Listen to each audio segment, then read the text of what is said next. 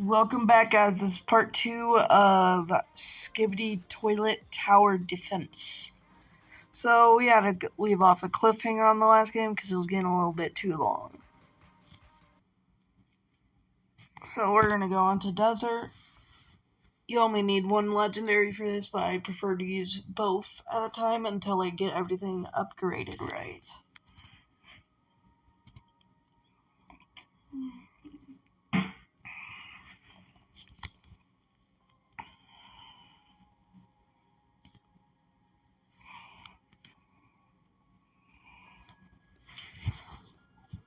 I'm going to be watching some YouTube or something.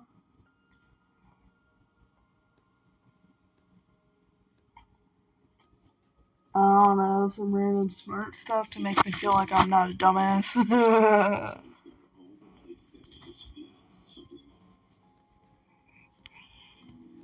Okay, please load. Nope, I just gotta turn away from that. I hate when their textures don't load. Come on, I'm deleting it. Don't want to load, you gotta go, because I don't have to have demonetization on mine. You all know what that looked like. Having no particular interest in us, most of them are relatively harmless, as our immune systems deal with their weapons easily. But there are exceptions.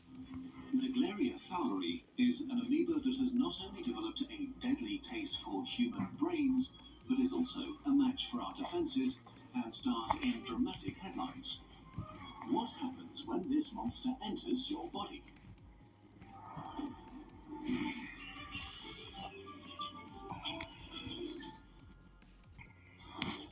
Naegleria fowleri is an amoeba, a microbe with a nucleus, one of the smallest life forms on Earth. It is a voracious hunter of bacteria and other critters that it devours whole and rips it to pieces. Like many amoebae, it is able to transform into different stages that help it survive. But most of the time, Naegleria fowleri is in its trophozoite stage, during which it looks like a squishy blob with tiny arms, and hunts, divides, and thrives. Its natural home is in fresh water, ponds, rivers, lakes, and hot springs. But, unfortunately, it also feels happy in pipes, swimming pools, fountains, or spas when they're not properly treated. The warmer the water, the more it thrives and multiplies. So in the summer, when humans seek to cool off and enjoy themselves, the chances are highest that both species will interact. Because this makes it hard to avoid, millions of people regularly have contact with the amoeba, especially in warmer climates, and many people even seem to have antibodies against it. And this is mostly okay. You can even swallow it without consequences. Things turn bad when people dive or swim in water contaminated with the amoeba, and water splashes high up into their noses. In a single drop of lake water, there are millions of viruses, bacteria, and amoebae, and that isn't really a big deal. But Naegleria fowleri is different. Let's zoom into the nose of an unsuspecting victim enjoying a great summer day and see what happens. First of all, the amoeba doesn't really want to be inside your nose, as it's not really looking for trouble. It just wants to eat a few bacteria. Instead, it's greeted by your natural defenses. Unfortunately for humans, Naegleria fowleri happens to be exceptionally good at generally flying under the radar of your immune system. Okay, we're going to sell this and put it in the middle over there. After this wave. Or stun possible invaders or alert immune cells. But Naegleria fowleri is not particularly bothered by them, and instead calmly checks out the scenery, mildly annoyed about the whole ordeal. I swear, phone, if you keep on auto unbrightening. Right here. Up, whoop. Maxed. Okay, so now this guy can hit this whole area right here, instead of just that one tiny bit right here and right here.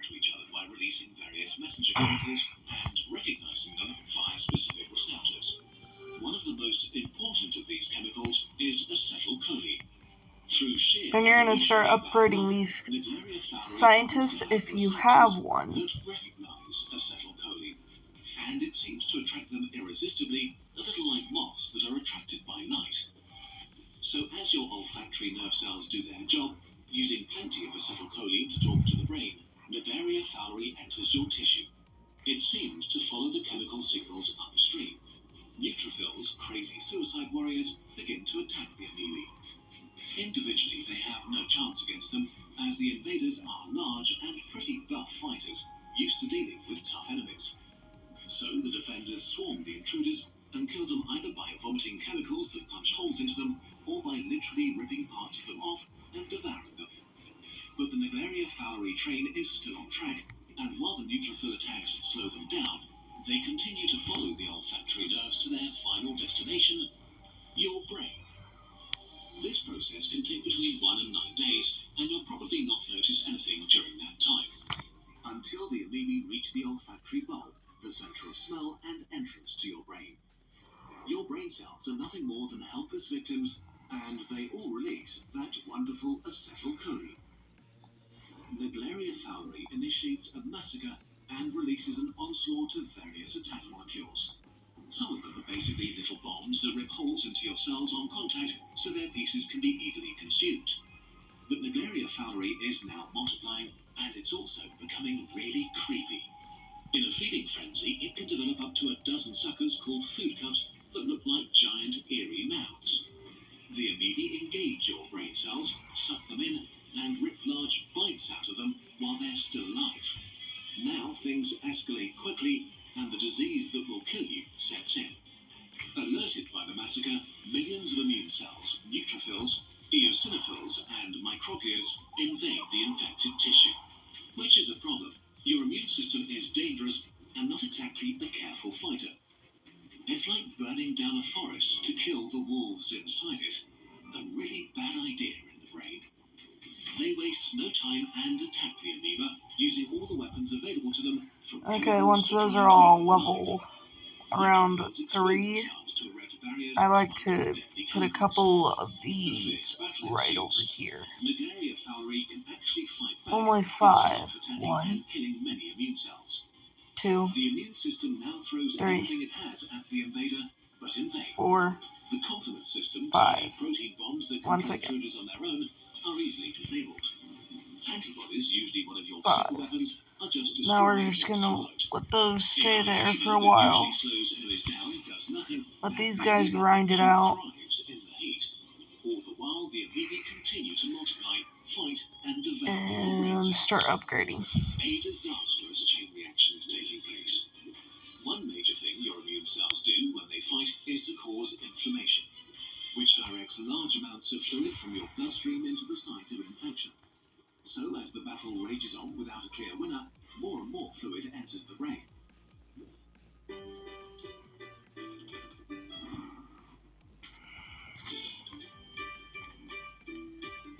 Yeah, I'm getting that out of here. The human will feel symptoms that quickly escalate. It all begins pretty vaguely: a headache, fever, nausea, and vomiting. As the battle spreads rapidly through the brain, serious symptoms appear, from confusion, inability to concentrate, to fatigue, seizures, and hallucinations. The brain swells up massively, but can't expand due to the bones surrounding it. So it compresses and disables the brainstem that controls things like breathing. Usually within a week, the patient dies. Up to 97% of the patients infected by the amoeba share this fate. In almost all cases, by the time an infection by Naegleria fowleri is recognized, the disastrous battle for the brain is already so far along that there is almost nothing to be done. Not only do we currently not have effective treatments, there are also an abundance of open questions about how an amoeba that usually enjoys its life in open water is able to overcome our immune system so effectively. I upgraded that one twice. That was a mistake. This horrifying killer amoeba? Well, not very. While the Naegleria fowleri is clearly extremely deadly, and the infection truly horrible, there have only been a few hundred cases in the last few days. You are way more likely to drown in a pool than to get infected. Not only does the amoeba need to be flushed high up your nose, it also needs to get a good grip, and it also has to make its way through the first lines of your defenses. Ultimately, Naegleria fowleri is neither evil nor a huge public health risk. but every year, some unlucky people have to deal with it. We still have so much to learn about it, and we don't have the way to treat it. Nadleria fowleri will continue to be this vague and horrifying thing, hunting in puddles and lakes, and sometimes pools. Usually for bacteria. Okay, I gotta go check. Occasionally. Those guys haven't moved, so. Oh, hey. Who are you? It's me. Existential dread. Okay. I'm here to make you question your own existence and everything you hold dear to life. Could you not, please? Too late. Just look at all these amazing posters full of humbling visualizations, like the scale of the universe. Look how huge it is and how small we are. Look at the education edition. How it dives deep into the history of evolution or all the other scientific fields to make you feel bad for all the stuff you don't know. Or look at this one. It glows in the dark. But Dredd, these do make me feel good, actually. They do fill me with excitement and awe about how amazing our universe is. I love learning, and look how pretty they are. No! I can't resist the pleasures of life. If you too want to overcome your existential dread, make your life beautiful and also Oh my god, what's support that? so we can put thousands of hours into our videos and release them for free, you can get these and many, many more amazing posters or shirts or so many more things in our shop. No We put as problemo. much care into our products as into our videos, trying to find something clever or a new angle that will challenge your perspective while still teaching you the core aspects. Damn. It's the best way to support what we do on this channel.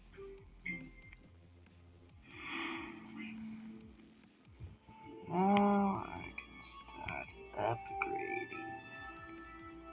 Now I'm gonna start upgrading these.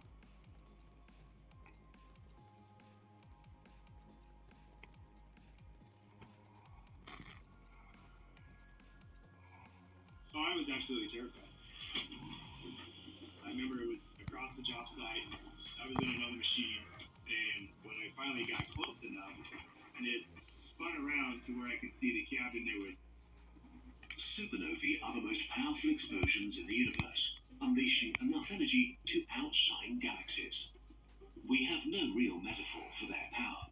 If the sun were to magically go supernova, it would feel like you were being hit by the energy of a nuclear explosion every second for weeks.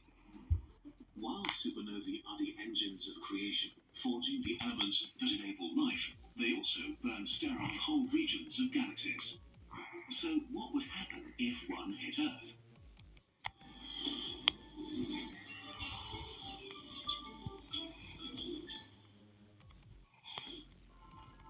There are, roughly speaking, two ways to make a supernova. Either the core of a massive star implodes, or, less common, a white dwarf gains mass to the point where it ignites explosive nuclear fusion. The outcome is the same, a supernova explosion. When we think of an explosion on Earth, we think of something that happens fast and ends. But a supernova is more likely a volcanic eruption followed by a tsunami. At first, there's a colourful ball of hot, expanding gas, creating a spectacular cloud that will shine for about a month. But then, it doesn't stop. Hot and dangerous gas rushes outwards at speeds of 10,000 kilometers a second through the near vacuum of space, sweeping up the sparse gas of the galaxy. This wall of gas expands for tens of thousands of years and will eventually span up to dozens of light years until it finally cools off and disperses its substance back into the galaxy. So what if this star tsunami hits us? Well, the damage depends on how far away it is. Stage 1, thousands of light years away. Humans have witnessed dozens of supernovae, but all of them were thousands of light years away. They appeared as new stars, some outshining the moon, twinkling for a few weeks, and disappearing. Aside from looking very pretty at this distance, they don't do much to us. Stage 2, 300 light years away. Things begin to get a bit icky once a supernova occurs around 300 light years away. We can expect one this close to us every few million years. A single star giving the night sky an eerie glow like twilight. And while this is far enough away and dim enough to not do harm to us, they can affect the Earth. At these distances, it's like being hit by the last weak waves of the star tsunami. Not strong enough to do real damage, but still noticeable. In fact, we know that over the past 10 million years, multiple supernovae have struck Earth from these distances because we can find radioactive isotopes of iron deep in the rocks and sediments at the bottom of the ocean. Amazingly, these supernovae around the solar system have cleared a 1,000 light-year wide pocket of space that's called the local bubble. They blew away the interstellar gas and dust, creating a lumpy wall of gas that's now a cradle for star formation. Stage 3, 150 light-years away. Once a supernova happens much closer than 300 light-years, we're approaching the zone where it does real damage. Stars have extremely powerful magnetic fields. When they die, the tsunami of dead star actually retains a lot of this magnetic energy woven through the shockwave that expands outwards. In this highly magnetized cloud, we get conditions like in a huge particle accelerator that's accelerating charged particles like protons, nuclei, and electrons to immense speeds, which means we have an expanding cloud that is shooting deadly radiation in all directions long after the bright light from the initial explosion has faded away. If a supernova happens too close by, waves of these cosmic rays will wash over the solar system for thousands of years. While we're mostly protected on Earth's surface by the atmosphere and ozone layer, the influx of extra radiation will still increase cancer and mutation rates. Not enough to cause a mass extinction, but it will be noticeable. Spaceflight would become impossible in the solar system, as astronauts wouldn't survive the waves of radiation for long. We don't know exactly how bad this would be, but a supernova that is close enough may trap our species on Earth for generations, maybe thousands of years. It only gets worse from here. Stage 4, closer than 100 light-years. Within 100 light-years, things get bad, as a supernova disrupts our climate in ways that we don't fully understand yet. There are a few unpleasant things happening all one after another. First, the high-energy photons arrive from the explosion, followed by many decades of radiation from the radioactive tsunami, both of which seriously damage the ozone layer, Earth's shield against harmful radiation. The ozone layer absorbs ultraviolet radiation by breaking apart ozone, O3, into O2 and a free oxygen atom, which later reforms back into another ozone molecule. But the supernova radiation breaks up nitrogen molecules that gobble up the free oxygen, breaking the cycle and completing the ozone layer quickly. Without a radiation shield, everybody living on the surface is exposed to very high levels of UV radiation from our sun. Cancer rates would skyrocket, and just going outside during the day could be life-threatening. The extra radiation would also kill a lot, if not most, of the plankton in the oceans that live near the surface and are the basis for the marine food chains, leading to a mass extinction. Worse still, supernova radiation would ionize gas in the atmosphere, which means that it would punch through molecules and knock electrons off nuclei, leaving them charged. These charged nuclei then act as seeds for water vapor to gather and form massive global clouds. In the worst case, they would reflect enough sunlight to trigger an ice age. In fact, it's thought that the ice age 2.5 million years ago was caused by a supernova.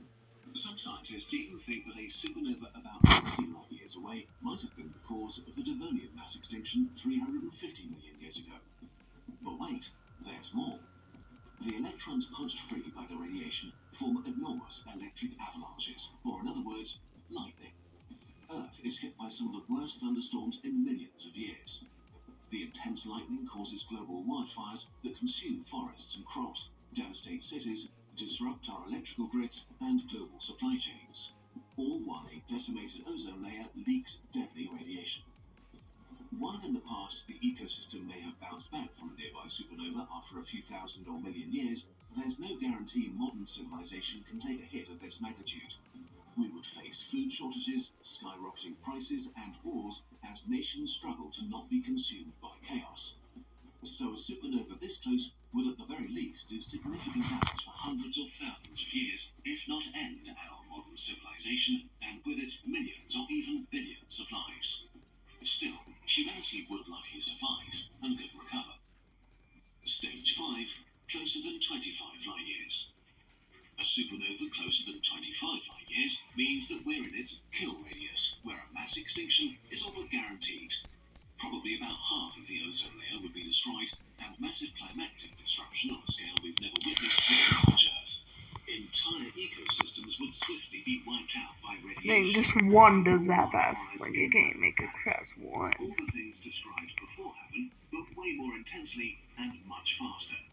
A few people might survive for years in bunkers if they have food supplies, but the world they return to will be devastated and hostile to life for hundreds of thousands of years.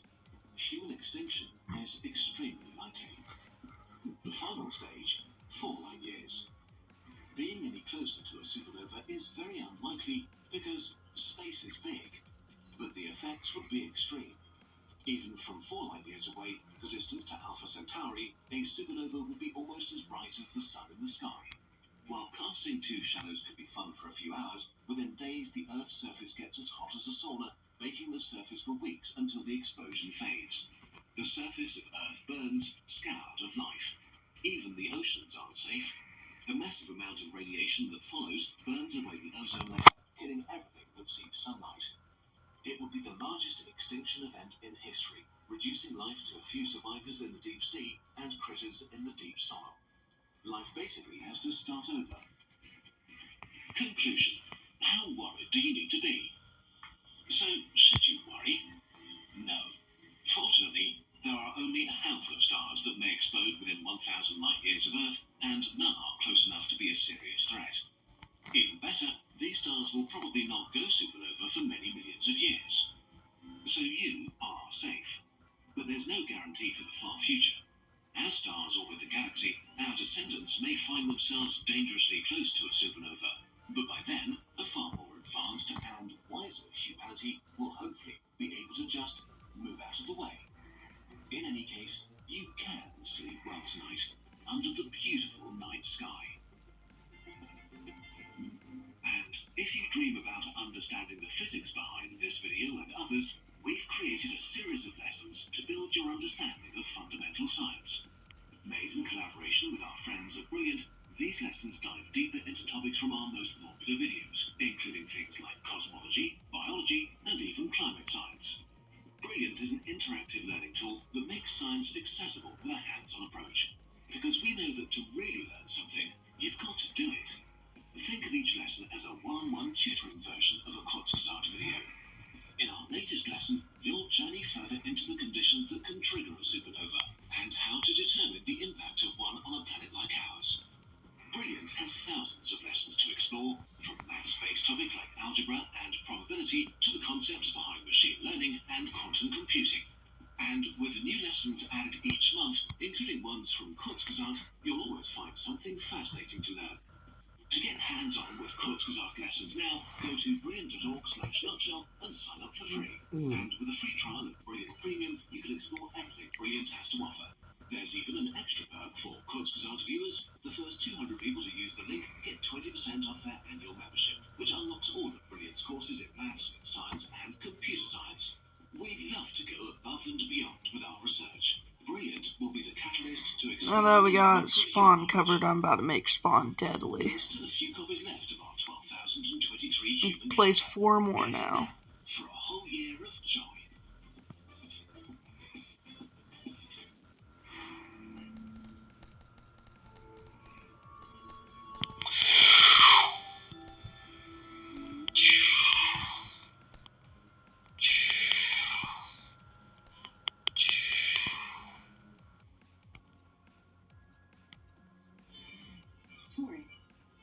Tourists that turn into scientists. Tourists taking photos that are analyzed by AI. So researchers can help life underwater. And do that. Feeling healthy by leaps and bounds. Making a dinner that makes their whole day. And giving your best friend the best nutrients for their best life. Science did that.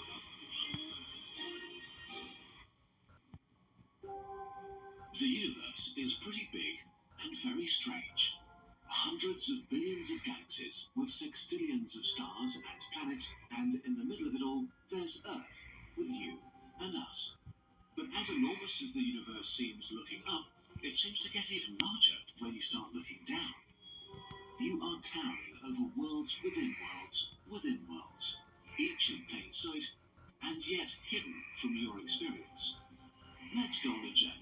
We'll start in a park about 1,000 meters long, enough for a 15-minute walk. Every time we click this magic button, we'll become 1,000 times smaller. Please Let's see if that's everything. suit so you don't die and can Oh, that's still not everything? ready. Let's go. Oh, please don't break. Guys. I broke the game. The miniature. If you're seeing this, I broke your... Oh, Grain of sand, just 2 millimeters high, standing that was a weird glitch. that seems as tall as an Basically, if you upgrade it too fast, it might glitch out your game. Woohoo! Woohoo! With 100,000 blades, or 2 Manhattans worth of grass towers. We're about to beat it. The part that you could quickly stroll through before is now the size of France. Crossing it would I still don't know why some textures don't load. I'm just gonna get away from it. 4 times taller than the I didn't know I was on the hub. falling from horizon to horizon. Okay, I'm joking. Again, the size of YouTube, I'm joking. Please don't stick the band hammer on me. You try to escape, but are barely able to move because Terminated. it's so Activated.